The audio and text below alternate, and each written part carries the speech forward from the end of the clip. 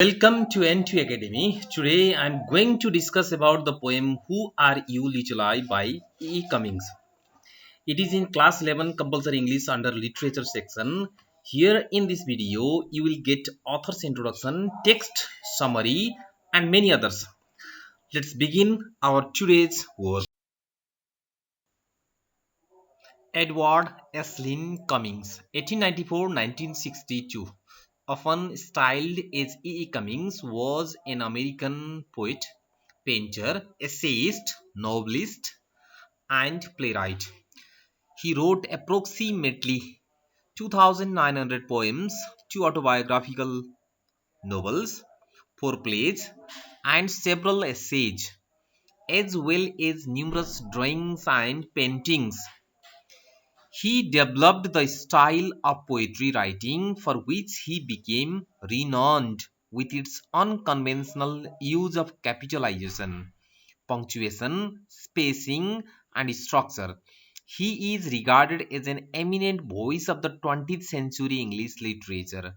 Cummings' poem Who Are You Little I describes a child looking out a window at the end of the day. It is about nature and the effect it has on the speaker.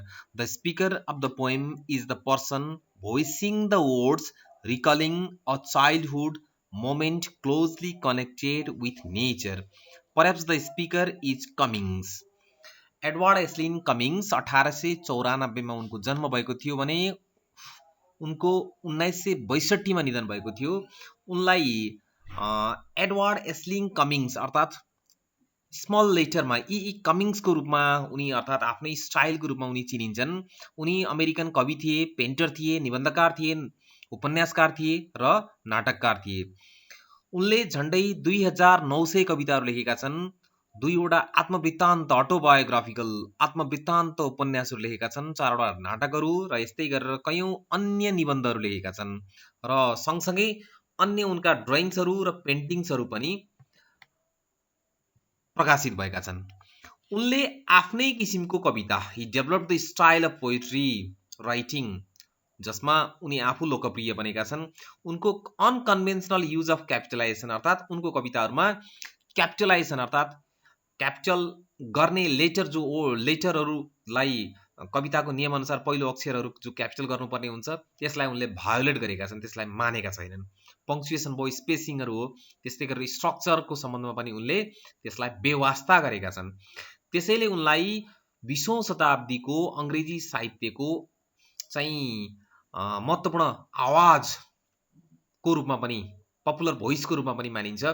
त्यसैले यो कविता कमिङ्सको यो कविता हु are you little आईले एउटा बच्चाले जो झ्यालको छेउमा बसेर चाहिँ बाहिरको दुनियाँ हेरेको हुन्छ, जो दिनको अन्त्यतिर उसले हेरेको हुन्छ, यो विशेष गरेर यो कविता प्रकृतिसँग जोडिएको छ, प्रकृतिको बारेमा छ र स्पिकरलाई यसको जो असर परेको छ त्यसको बारेमा वर्णन गरिएको छ।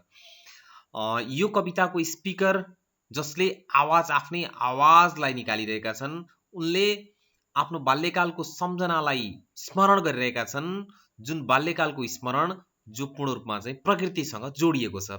सायदै स्पिकर कवि पनि हुन सक्छन् अर्थात् कमिङ्स आफै पनि हुन सक्छन्।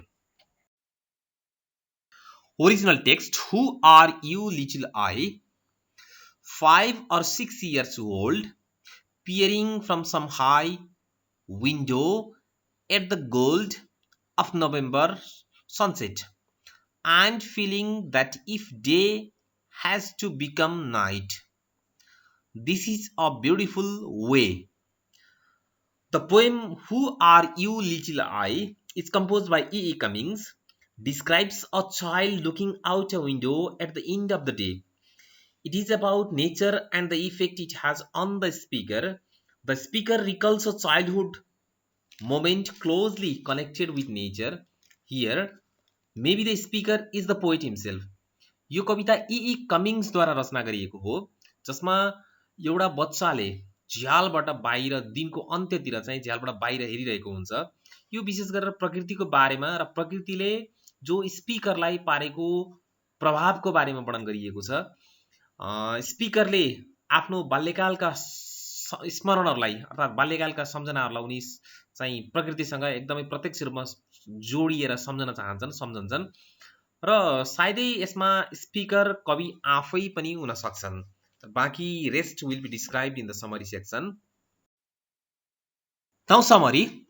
The short poem Who Are You Little I is a short poem which is related to nature and its effect on the speaker. There are altogether 8 lines in the poem. The main theme of this poem is non-ultimate freshness of beautiful nature and its positive effect on the humans. The poet E. Cummings has beautifully described a little boy, his location and his acts of peering and feeling about beautiful and wonderful nature.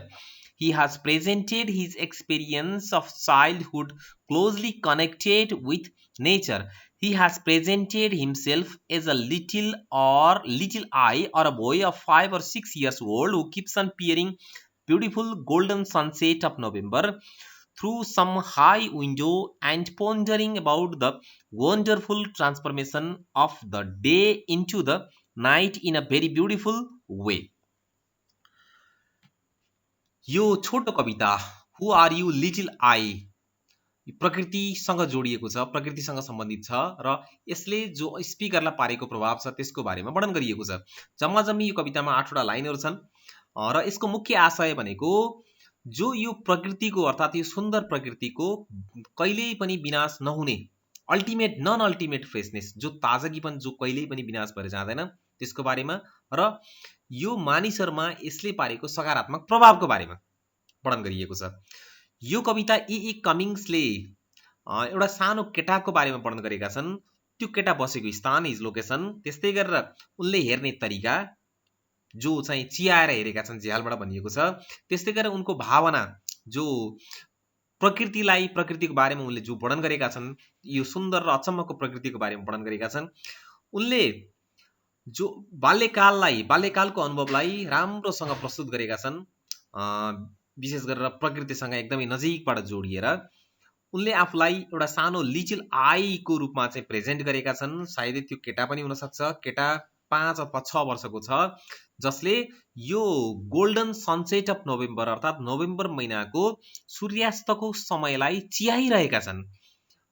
उनी बसेको स्थान भनेको कुनै अग्लो झ्याल छ, त्यहाँ बसेर चियाइरहेका छन् र उनले जो दिनबाट चाहिँ रातमा परिवर्तन भएको छ, जो सुन्दर तरिकाले त्यो ट्रान्सफर्मेसन भइरहेको छ, त्यसलाई उनले चाहिँ क्लोजली नियालिरहेका छन्। एकदमै नजिकबाट उनले चाहिँ त्यसको बारेमा हेरिरहेका छन्, चियाइरहेका छन्। Okay, now understanding the text, answer the following questions. Number first question, who can be the speaker of this poem? This is undoubtedly, perhaps the speaker of this poem can be the poet E. Cummings here himself. The speaker himself is the poet here.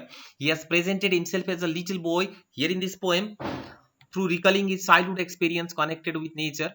अब यहाँ यो कवितामा speaker कवि आफै भएको हामी मान्न सक्छौं। कविले आफैलाई उभ्याएका छन्। उनले चाहिँ आफूलाई सानो केटाको रूपमा चाहिँ प्रस्तुत गरेका छन्। उनले विशेष गरेर जो उनको बाल्यकालको अनुभव छ, त्यो बाल्यकालको अनुभव जो प्रकृतिसँग जोडिएको छ, प्रत्यक्ष रूपमा जोडिएको छ, त्यसको बारेमा स्मरण गराउँदछन्। सर्टकटमा भन्नु पर्दाखेरि the speaker of this poem can be the poet himself. What is little I doing? Little आईले के गरिरहेका छन्? Little I is looking at the beautiful and golden sunset of November from some high window and feeling about the beautiful way of transforming the day into the night. He is enjoying the beautiful scene of sunset. Little I ले जो November महिनाको golden sunset छ अर्थात सूर्यास्त हुन लागेको त्यो सुन्दर रमणीय दृश्यलाई चाहिँ कुनै अग्लो झ्यालमा बसेर हेरिरहेका छन् र उनले चाहिँ त्यो जो दिन रातमा रूपान्तरण हुँदैछ, ट्रान्सफर्म हुँदैछ, त्यसको बारेमा हेरिरहेका छन्। त्यसलाई पियर अर्थात त्यसलाई चियाइरहेका छन्। उनले त्यो सुन्दर सूर्यास्तको दृश्यलाई हेरेर चाहिँ रमाएका छन्, रमाइरहेका छन्। Now see number question, what can be the relationship between little I and the speaker of the poem? यहाँ little I र कविताको स्पिकरको बीचमा के सम्बन्ध छ? The little I is the childhood of the speaker himself. एकदम सर्टकटमा भन्नु पर्दाखेरि स्पिकरको बाल्यकाललाई चाहिँ हामी लिटिल आई भनेर बुझ्न सक्छौं। And the speaker is the child grown up. अब अहिले स्पिकर भन्नाले जो ग्रोन अप भइसकेका छन् त्यो चाइल्ड ग्रोन अप भइसकेका चाइल्ड हुन्। So we can say that the little I is the child version of the speaker. यो हामी यसलाई भन्न सक्छौँ लिटिल भर्जन अर्थात् उनको बाल्यकालको स्मरण भनेको लिटिल आई भनेर कविले चाहिँ आफूलाई त्यहाँ भनेका छन्। अर्थात् स्पिकर अहिलेको स्पिकरको चाइल्ड भर्जन नै लिटिल आई हो भनेर हामी भन्न सक्दछौँ। Now D number, what is the speaker remembering from his childhood days in the poem. कविले यो कवितामा उनका बाल्यकालका दिनहरूबाट के स्मरण गरिरहेका छन्, के सम्झिरहेका छन्। The speaker is remembering an extremely beautiful scene of nature. स्पिकरले यो प्रकृतिको जो सुन्दर रमणीय दृश्य छ, अत्यधिक सुन्दर दृश्य छ, त्यो प्रकृतिको त्यो दृश्यलाई सम्झिरहेका छन्। फ्रम हिज चाइल्डहुड डेज, उनको बाल्यकालका दिनहरूबाट कवितामा। He is remembering himself as a little boy of 5 or 6 years in some high window. उनले चाहिँ एउटा सानो लिटिल बोयको रूपमा उभिएर, अर्थात् उनले आफूलाई लिटिल बोयको रूपमा चाहिँ उभ्याएर, जो सायदै 5 अथवा 6 वर्षको हुनसक्छ, 5 अथवा 6 वर्षको छ, जो अग्लो झ्यालमा बसेको छ, जसले चाहिँ त्यहाँको गोल्डन सनसेटलाई, जो नोभेम्बर महिनाको गोल्डन सनसेट छ, जो दिनबाट चाहिँ साँझमा चाहिँ सूर्यास्तमा चाहिँ परिवर्तन भइरहेको छ, त्यो दृश्यलाई अवलोकन गरिरहेका छन्। What attitude does the speaker seem to have toward the child in the poem? यो कवितामा स्पिकरको त्यो बच्चाप्रति, बच्चातर्फको दृष्टिकोण कस्तो देखिन्छ, के देखिन्छ। The speaker seems to have a positive and lovable attitude towards the child in the poem. यो कवितामा जो बच्चालाई वर्णन गरिएको छ, बच्चाप्रतिको स्पिकरको दृष्टिकोण अत्यन्तै सकारात्मक र मायालु छ, लभेबल छ। The speaker seems quite desirous towards his childhood days. Speaker आफ्ना बाल्यकालका दिनहरू प्रति अत्यन्तै आकर्षित छन्। उनलाई ती दिनहरू अत्यन्तै ती दिनहरूप्रति उनको इच्छा जागेर आउँछ। He feels extremely happy in connection with this beautiful nature being little I. र उनी लिटिल आई भएकोमा, यो प्रकृतिसँग अर्थात् यो सुन्दर प्रकृतिसँग जोडिएकोमा असाध्यै खुसी को अनुभव गर्दछन्। He enjoys the scenic beauty of the golden sunset through his childhood eyes. बाल्यकालका आँखाहरूबाट चाहिँ उनले यो चाहिँ जो प्रकृतिको सुन्दर दृश्य छ, अर्थात् अस्ताउन लागेको सूर्यास्त छ, यो सूर्यास्तको समयको सुन्दरतालाई उनी असाध्यै इन्जोय गर्दछन्। He seems longing for his childhood days much. र उनले उनको बाल्यकालका समयलाई, ती बाल्यकालका दिनहरूलाई चाहिँ असाध्यै इच्छा गरेको, अर्थात् ती दिनहरूप्रति अत्यन्तै आकर्षित भएको उनी देखिन्छन्। Reference to the context. Why do you think Cummings has placed a semicolon between the words window and it? तपाईको विचारमा कमिङ्सले अर्थात् पोएटले विन्डो शब्द र एटको बीचमा चाहिँ सेमिकोलन किन राखेका होलान्? I think Cummings has placed a semicolon between the words and it to break the two different locations. उनले यो सेमिकोलन राख्नुको मुख्य कारण भनेको दुईटा स्थानलाई, अर्थात् ती दुईटा स्थानलाई अलग अलग स्थान हुन् भनेर देखाउनको लागि हो। Here he has used a semicolon to distinguish the locations inside and outside the window. उनले दुईटा स्थानहरू अर्थात् भित्रपट्टिको स्थान, झ्याल भित्रको र बाहिरको स्थानलाई छुट्याउनको लागि सेमिकोलन प्रयोग गरेका छन्। Here the little boy is sitting inside. अब लिटिल बोय अर्थात् स्पिकर उनी आफै भित्र बसिरहेका छन्, inside the window, and peering the beauty of November sunset outside the window. र उनले चाहिँ झ्यालभन्दा बाहिरको चाहिँ जो नोभेम्बर महिनाको जो सुन्दर सनसेट छ त्यसलाई चाहिँ चियाइरहेका छन्। The placement of semicolon has created the description of two different in relation with boys acts. अब दुईटा अवस्था, एउटा बाहिरको अवस्था र भित्रको अवस्थालाई जो लिटिल आईले वर्णन गरे अनुसारको दुईटा भिन्न अवस्थालाई चाहिँ सेमिकोलनले वर्णन गरेको छ, देखाएको छ। 3 number question, if the speaker is the child grown up, why does he ask who are you? अब स्पिकर यदि ग्रोन अप चाइल्ड हुन् भने उनले हु आर यू भनेर प्रश्न किन सोध्छन्? Undoubtedly the speaker is the child grown up हो। यहाँ निसन्देह चाहिँ जो चाइल्ड छन् उनी ग्रोन अप चाइल्ड हुन् अहिलेको अवस्थामा। Still he asks the question who are you, तरी पनि उनले चाहिँ हु आर यू भनेर सोध्छन्। Maybe he asks this question because he is feeling good in his memory to find his childhood days of complete carefree life. उनले जो उनको बाल्यकालका स्मरणहरू छन्, बाल्यकालमा उनले चाहिँ बडा स्वतन्त्रपूर्वक जीवन बिताएका थिए, त्यो सम्झनालाई सम्झदै अर्थात् त्यो स्मरणलाई असाध्यै खुसी महसुस गर्दै त्यो क्वेसन सोधेको हुन सक्छ। He feels himself free from sufferings and burden of obligations. उनी ती चाहिँ अब्लिगेसन्सहरू अर्थात् ती जिम्मेवारीहरू, ती दायित्वहरूबाट चाहिँ अर्थात् ती पीडाहरूबाट चाहिँ उनले आफूलाई स्वतन्त्र भएको महसुस गर्दछन्। Now see number question. In this poem, an adult reflects on the childhood experience. यो कवितामा एउटा एडल्टले अर्थात् एउटा प्रौढले चाहिँ बाल्यकालको अनुभवको बारेमा यो कवितामा आफ्नो विचारहरू राख्दछन्। बेस्ड अन द्याट यसको आधारमा what might be the theme of the lines, अब यो त्यसो हो भने यी पंक्तिहरूको आशय के हुन सक्छ? And feeling that if day has to become night this is a beautiful way. The theme of the lines might be death. अब यो लाइनहरूको आशय पक्कै पनि अल्टिमेट डेथ नै हुन सक्छ। The day turning into the night as the gradual change of life into death, अर्थात् दिनबाट साँझ हुने भनेको, दिन सकिने भनेको त्यो हामी बुझ्न सक्छौँ त्यसलाई मृत्युकै रूपमा। The speaker is ready to welcome death. स्पिकरले अब चाहिँ डेथलाई मजाले अर्थात् डेथलाई चाहिँ उनले सजिलैसँग वेलकम गर्न सक्दछन्, वेलकम गर्दछन्। Rather than staying suffering alive, अब जीवित रूपमा बरु दुःख पाएर भन्दा चाहिँ उनले चाहिँ सहस्र रूपमा चाहिँ मृत्युलाई स्वागत गर्न सक्दछन्। This indicates how death can be a solution to a painful life. अब यसले के देखाउँदछ भने जो पेनफुल लाइफ छ अर्थात् पीडादायक जीवन छ, पीडादायकको जीवन भन्दा डेथ नै उपयुक्त सोल्युसन हो भन्ने कुरा। Now what is the rhyme scheme used in the poem? It's in D number question. A rhyme scheme is the pattern of sounds that repeat at the end of a line or stanza. अब यो rhyme scheme भन्नाले कुनै पनि लाइनको अन्त्यमा, लाइनमा अथवा चाहिँ स्ट्यान्जाको अन्त्यमा जो एकै प्रकारको साउन्ड रिपिट भएको हुन्छ, एक प्रकारको साउन्ड रिपिट भएको हुन्छ, त्यसलाई चाहिँ हामी राइम स्किम भनेर बुझ्छौँ। The rhyme scheme used in the poem is A B A B and C D C D. अब यो कवितामा राइम स्किम एबी एबी र सिडी सिडी छ। Explain the pun in little I that is related to what he is doing. यो कवितामा पन जो प्रयोग गरिएको छ लिटिल आई भनेर, जो यो उनी के गरिरहेका छन् त्योसँग सम्बन्धित छ त्यसको बारेमा वर्णन गर्नुहोस् भन्यो। अ पन इज अ जोक, पहिला पन भनेको के हो बुझ्नुहोस्। अ पन इज अ जोक, यो मजाकिलो शब्दलाई पन भनिन्छ। That reveals different possible meanings of a word, जसले एउटा शब्दको सम्भाव्य कैयौँ अर्थहरू यसले दर्शाउँदछ।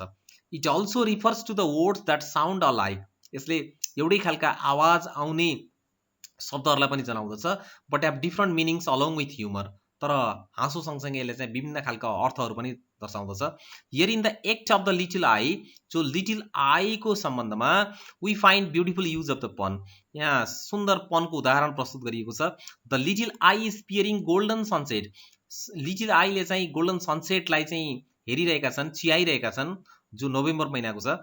The little I or the boy has been presented here in some high window, little आईलाई चाहिँ एकदमै अग्लो स्थानमा जो झ्यालमा बसेर हेरेका छन्, बाहिरको एटमोस्फियरलाई हेरिरहेका छन्, यसको रूपमा प्रस्तुत गरिएको छ।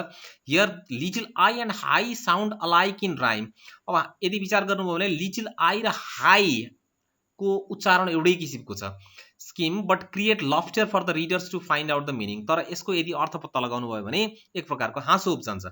The speaker has presented little I, स्पिकरले चाहिँ लिटिल आईलाई in some high windows location, उनी एकदमै अग्लो स्थानमा जहाँ झ्याल छ त्यहाँ बसेको अवस्थामा चाहिँ प्रस्तुत गरेका छन्। Here the mismatched height of little I, जबकि लिटिल आई भनिएको छ, यो लिटिल आईको उचाइ भनेको मिसम्याच छ यस्तो अवस्थामा। And window has been presented for the act of peering beautiful golden sunset of November which has created laughter, एक प्रकारको हाँसो उब्जन्छ, किनभने बच्चालाई सबभन्दा अग्लो स्थानमा अर्थात् लिटिल आई अग्लो झ्यालमा गएर चाहिँ बाहिरको एटमोस्फियर, बाहिरको अवस्थालाई हेर्दछन्, बाहिरको सेनिक ब्युटीलाई हेर्दछन्, जबकि हेर्नेवाला व्यक्तिलाई भनिएको छ little I. Now, F number question. How does Cummings' use of lowercase letters affect your understanding of the poem? कमिङले कवितामा सानो अक्षरहरू प्रयोग गरेका छन्। यसले तपाईको कविताको बुझाइमा कस्तो असर पार्दछ? Cummings use of lower case letters affect my understanding of the poem. कमिङले जो चाहिँ लोवर केस लेटरहरू प्रयोग गरेका छन् त्यो आफ्नो विचार लेख्नु होला यसमा। यसले कविताको बुझाइमा मलाई असर पारेको छ। It gives the feeling of being smaller in comparison to time. यसले मलाई एक प्रकारको अनुभव छ कि समयभन्दा समयको आधारमा अर्थात् समयको दाँजोमा हामी धेरै नै कमजोर छौँ, धेरै नै सानो छौँ भन्ने भावना दिन्छ। It doesn't emphasise the self but it promotes the time.